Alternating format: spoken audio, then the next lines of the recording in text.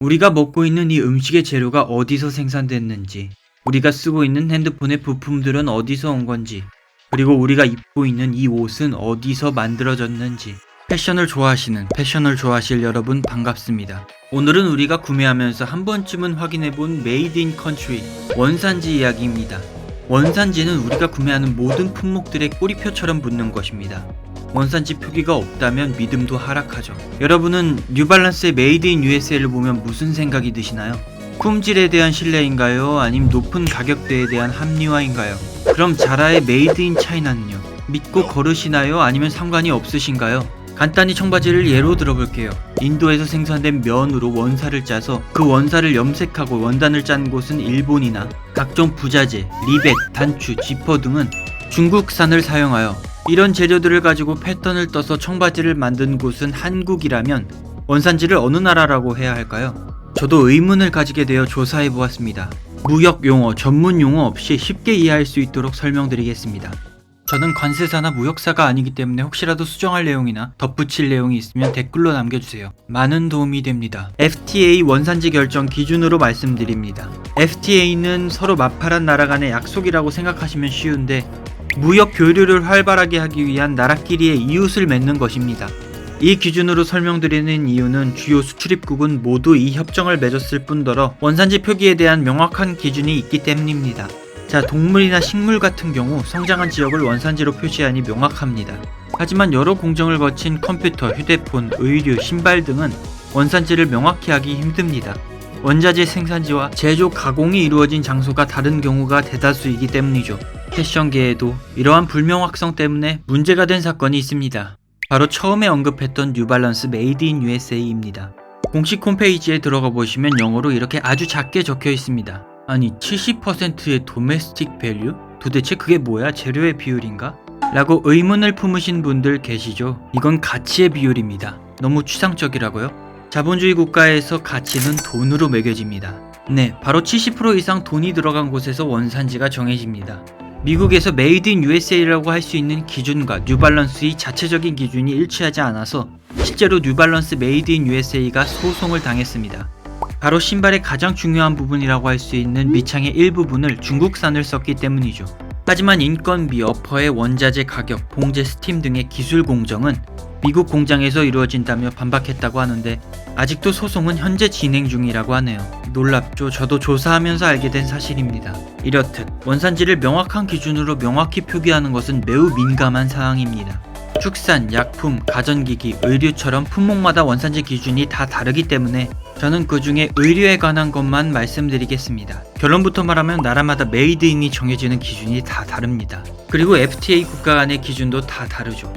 그리고 또 옷의 종류에 따라서도 판별 기준이 나뉘니 아우터, 바지, 면티 등 하나하나 따로따로 다루기엔 불가능에 가깝기 때문에 공통적인 요소로 말씀드리겠습니다. 대부분의 의류는 이렇게 섬유 원료에서 실을 만들어 염색을 거친 후에 직물을 만들고 후가공을 한 다음 재단 봉제를 거쳐 입을 수 있는 옷이 됩니다. 따라서 의류가 만들어지는 공정이 많기 때문에 가공 공정 기준이라는 것을 많이 채택합니다. 이게 뭐냐면 이 공정부터 이루어졌으면 원산지로 볼 수 있다는 시작점을 설정하는 것입니다.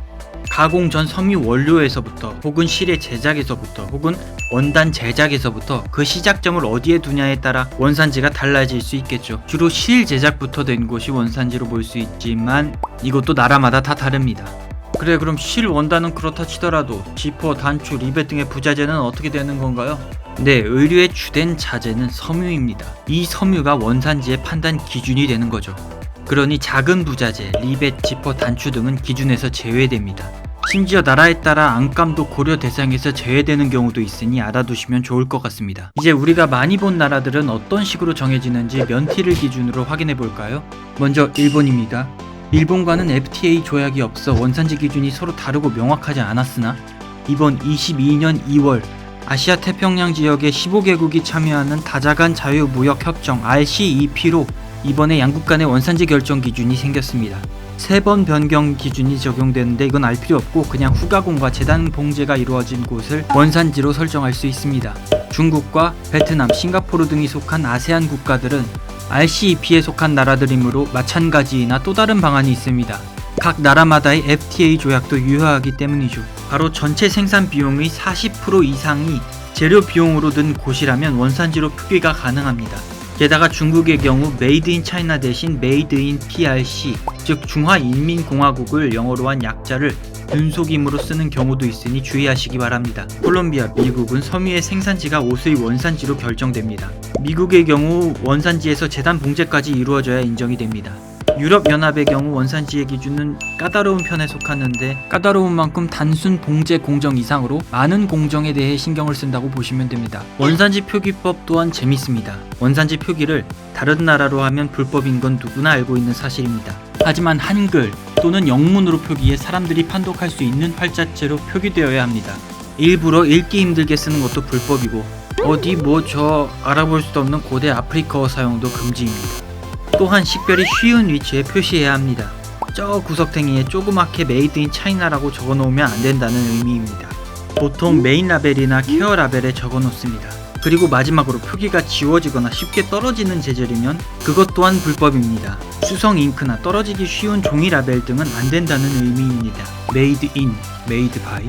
메이드 인은 원산지를 말하고 메이드 바이는 어떤 회사 혹은 어떤 곳에서 기획 제작했는지를 의미합니다. 자, 그럼 이제 처음에 말한 인도에서 생산된 면으로 원사를 짜서 일본에서 그 원사로 염색, 원단을 짜고 각종 부자재, 리벳, 단추, 지퍼 등은 중국산. 그러나 그런 재료들을 가지고 패턴을 떠서 청바지를 만든 곳은 한국이라면 여러분은 메이드 인 컨트리를 어느 나라라고 보시나요? 네, 알 수 없습니다. 과정마다 얼마만큼의 비용이 들었는지도 모르고 어느 나라에 수출하느냐에 따라 기준이 달라지기 때문이죠. 결론은 이렇습니다. 여러분이 의류를 고를 때 표기된 원산지를 참조만 하되 100% 신뢰하시면 안됩니다. 메이드 인 USA, 메이드 인 차이나만 보고 옷의 품질을 판단하기보다 직접 옷을 보고 품질을 판단할 수 있는 눈을 기르시는 걸 권장합니다. 그 능력이 길러질 수 있도록 저희 채널이 꾸준히 도와드릴 거고요. 오늘 준비한 이야기는 여기까지입니다. 다음에도 더 재밌고 더 유익한 이야기로 돌아오겠습니다. 감사합니다.